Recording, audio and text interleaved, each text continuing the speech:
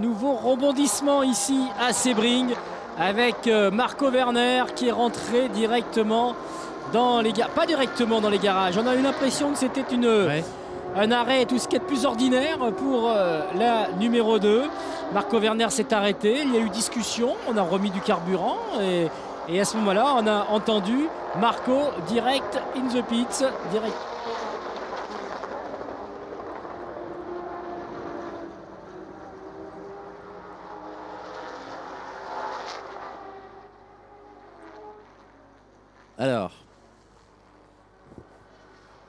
Alors, il y a peut-être carrément un problème de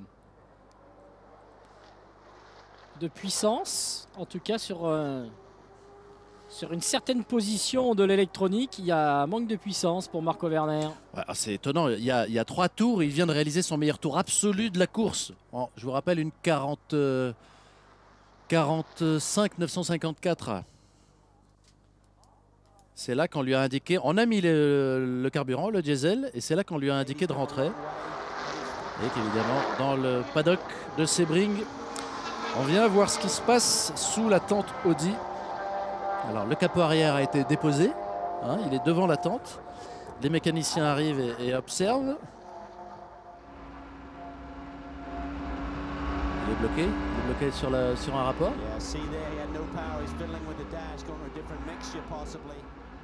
Non.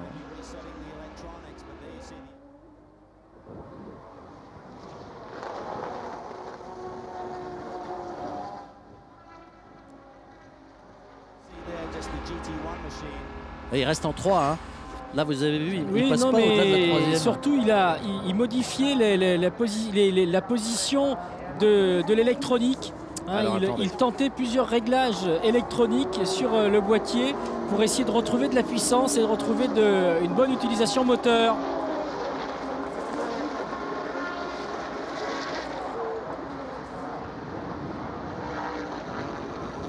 La voiture s'était mise en position Pescar, en position sécurité manifestement.